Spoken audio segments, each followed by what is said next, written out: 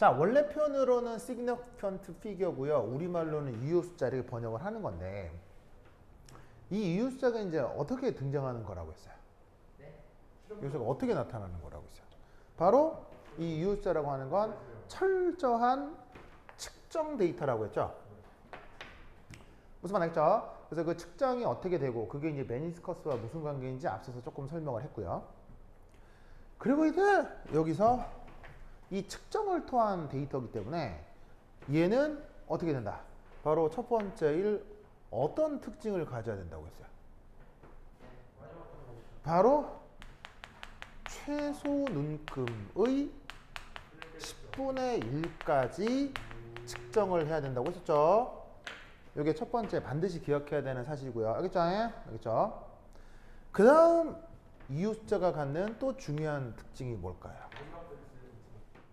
바로 항상 단위가 나타납니다. 왜 항상 단위가 있어야 될까요? 인간이 측정했기 때문입니다. 측정을 할 때는 뭐가 필요해요?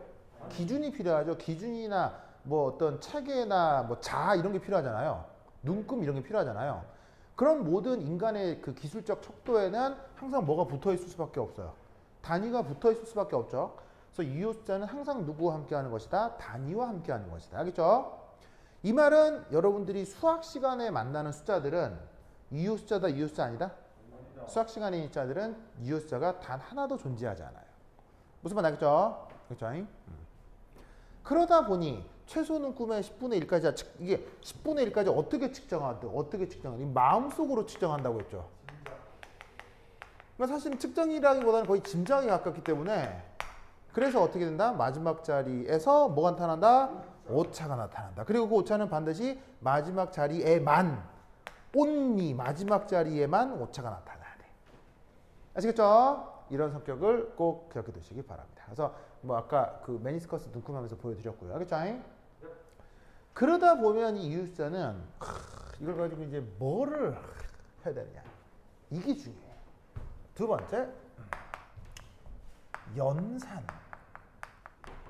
자, 연산 아시죠? 연산.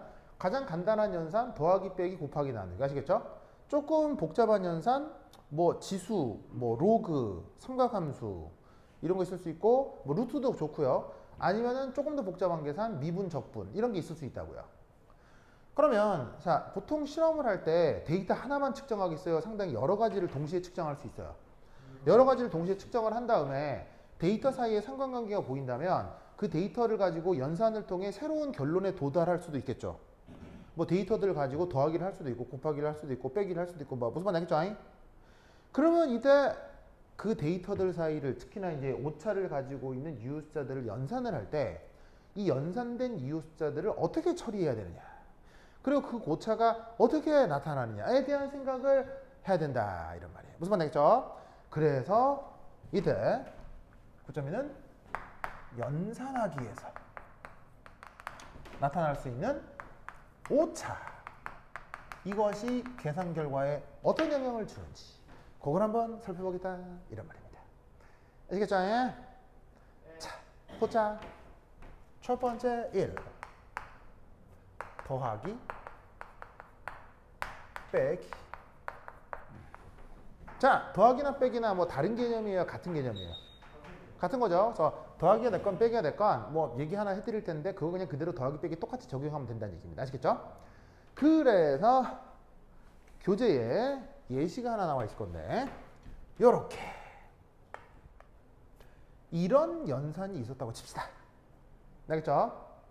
그러면 여러분 이런 숫자들이 있을 때 더하기를 해라. 그럼 여러분 더하기 할 수 있어요, 못해요? 아, 더하기 안 된다고요?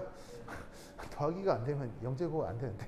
하여튼 자, 더하기가 있어요. 그럼 어떻게 하면 되냐면 뭐 손으로 하건 계산기로 하건 얘네들을 그대로 더하기를 합니다. 알겠죠? 그냥 아무 생각하지 말고 더하기 해요. 그러면 이제 2 더하기 2 하면 4 이렇게 될 거고, 알겠죠? 3 더하기 3, 6 그런 식으로 쭉 계산을 하면 값이 뭐가 나오냐면 121.7768064 뭐 이런 식으로 값이 나오나 봐요.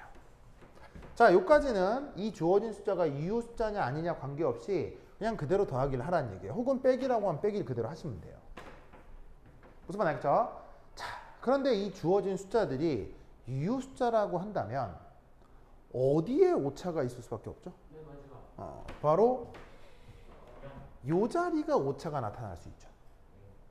요 자리가 오차가 나타나고 요 자리가 오차가 나타나는 거예요. 자, 오차가 나타난다는 얘기는 내 눈으로는 2로 측정이 됐지만 실제는 3일 수도 있고 4일 수도 있다는 거예요. 무슨 말 알겠어요? 얘도 마찬가지고 얘도 마찬가지고. 그러면 이것도 오차가 있고 이것도 오차가 있으면 그걸 두 개를 더한 얘도 어떻게 되겠어요? 오차가 당연히 있겠죠. 그리고 7하고 9가 정확한 숫자여도 이게 0으로 내가 눈으로 봤지만 1일 수도 있고 9일 수도 있는 거 아니에요. 그러면 7, 9는 맞지만 이게 약간 오차를 가지고 있을 수도 있으니 최종적으로 이 숫자도 어떻게 되겠습니까? 오차가 나타날 수 있다는 얘기예요. 무슨 말 알겠죠? 그런데 앞서 뭐라고 했었냐면 이 숫자는 항상 마지막 자리에만 오차가 있어야 된다고 했죠. 그럼 얘는 보세요. 얘도 오차고 얘도 오차죠. 그러면 이미 이게 틀린 숫자일 가능성이 있기 때문에 뒤에 붙은 6806은 의미가 있겠어요? 없겠어요? 없다. 이런 말이지. 무슨 말 알겠죠? 그럴 경우 어떻게? 뒤를 버립니다. 무슨 말 알겠죠? 그리고 만약 가능하다면 반올림을 해주는 거예요. 그래서 지금 보시다시피 뒤가 어쨌건 좀 오차가 있는 숫자긴 하지만 그래도 5보다는 큰 숫자잖아요. 5보다는 크기 때문에 짱 반올림을 해서 얘를 최종적으로다가 1, 2, 1.78 이렇게 표기를 해주시면 된다. 이란 말이지. 무슨 말 알겠죠? 그래서 이 나와 있는 요 이그젬플 1의 어떤 결과를 도출을 해낼 때 어떤 원리들이 적용된 건지 아시겠죠? 이것을 꺽꺽 기억해 두시기 바랍니다. 그러면 이 계산 과정에서 우리는 사실은 이 그 논리를 어떻게 좀 빨리 파악할 수가 있냐면요. 바로 첫 번째는 이겁니다. 1. 더하기나 빼기를 할 때는 데이터들의 소수점을 정렬합니다. 자, 어떻게? 여기 소수점이 이렇게 점 있잖아요. 그럼 소수점을 이렇게 쫙 맞춘다 이런 얘기예요. 그래서 이렇게 소수점 이후 이전을 딱 숫자를 맞추는 거야. 근데 보시다시피 결국 오차는 어디에만 있어요? 결국 오차는 이 뒤에만 있잖아요. 그러면 오차는 보세요. 소수점 이후에 있어요? 소수점 이전에 있어요? 이 뒤에 있잖아요. 뒤에. 그럼 이 앞은 볼 필요가 있겠어요? 없겠어요? 앞은 볼 필요가 전혀 없다는 얘기지. 그럼 여기서 어떻게 해준다? 소수점 이후 유효 숫자 개수가 가장 적은 데이터를 기준으로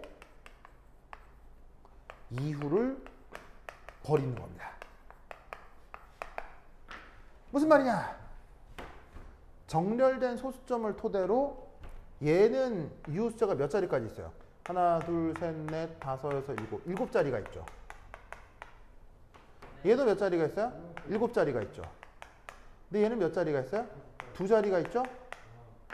그럼 누구 기준으로? 얘를 기준으로 애시당초 없애버리라 이런 얘기예요.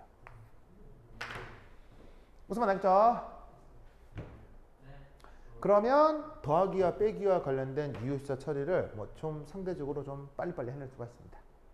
무슨 말 알겠죠? 이 생각을 잘 기억해 둡시다. 자, 예를 하나 더 들어볼게요. 자, 요런 계산에서는 유효숫자 어떻게 처리해야 되겠어요? 자, 우선 뭐가 됐건 간에 뭐 몇 승으로 묶건 간에 맨 처음 뭐부터 해야 된다고요? 소수점 정렬부터 해야 된다고 했죠? 그러면 얘를 소수점 정렬해서 좀 데이터를 좀 표현을 바꿔보겠습니다.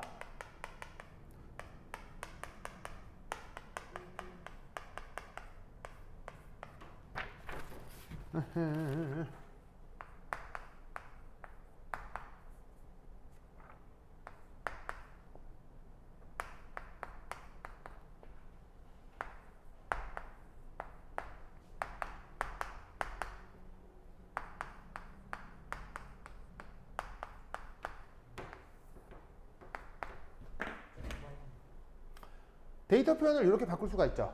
그러니까 10의 5승으로 지수를 맞춰주는 거야. 그러니까 소수점 정렬을 했다는 게 지수를 맞춰준다는 얘기야. 그죠? 지수를 갖게 만들어주고 요 소수점 토대로 이렇게 데이터를 정렬을 하는 거죠. 알겠죠? 자, 그리고 나서 그냥 더하기는 어떻게 하라고요? 그냥 계산기로 계산하고 손으로 하고 그냥 편하게 더하기 계산하는 거예요. 더하기 계산을 하면 이 경우는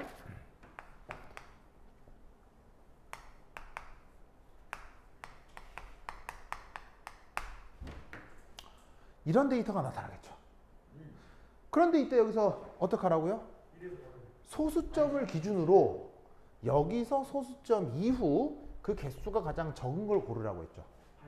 그럼 보시다시피 이 경우는 몇 자리예요? 3자리. 얘는 몇 자리예요?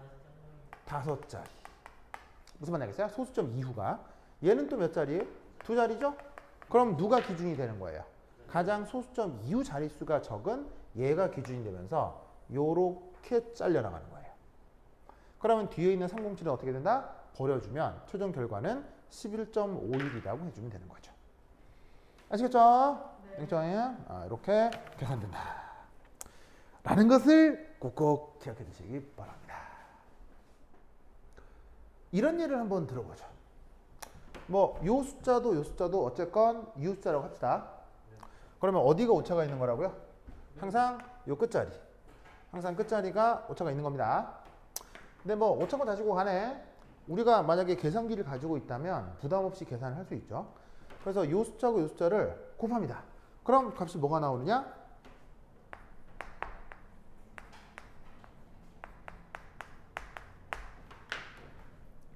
자, 우선 곱하기 나누기에서는 우선 뭘 생각을 할 필요가 없다. 첫 번째 1,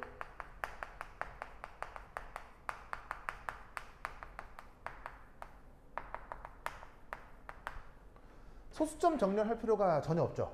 그냥 계산기에 뚝뚝뚝뚝 치면 끝나니까 여기에 지수가 뭐가 있건 관계없이 그냥 한꺼번에 이렇게 표현을 해주시면 됩니다.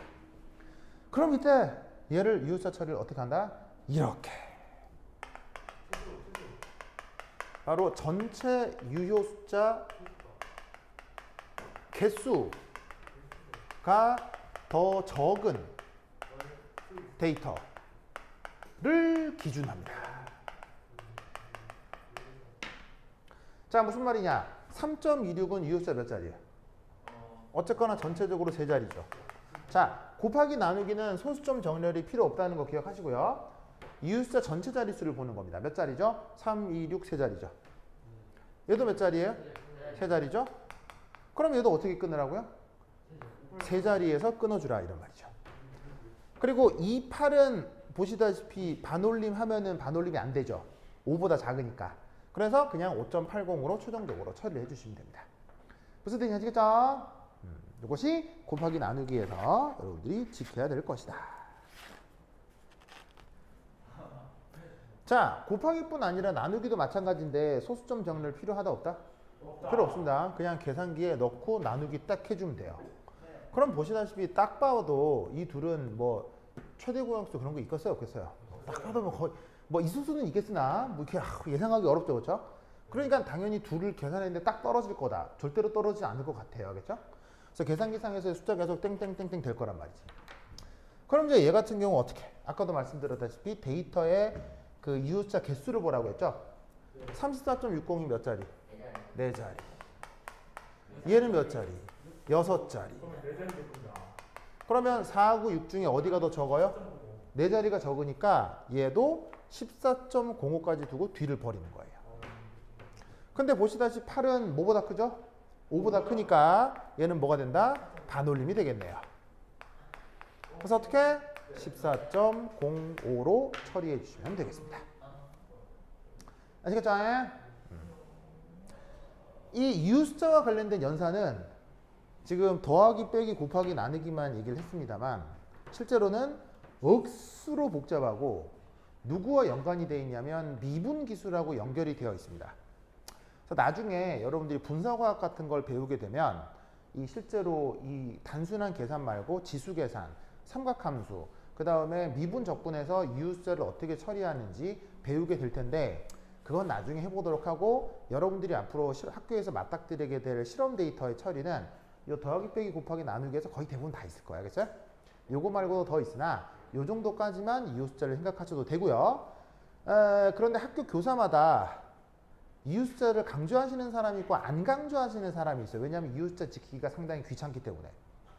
그래서 여러분 학교 가셔서 교사가 이웃수자를 어떻게 처리하는지를 보고 그 학교 교사의 성격에 맞추시면 돼요. 무슨 말 알겠죠? 알겠죠? 그래서 우선 이렇게 기초적인 내용만 말씀을 드렸습니다. 이렇게 해서 2장 화학양론이 끝났습니다. 됐죠? 오케이. 됐다.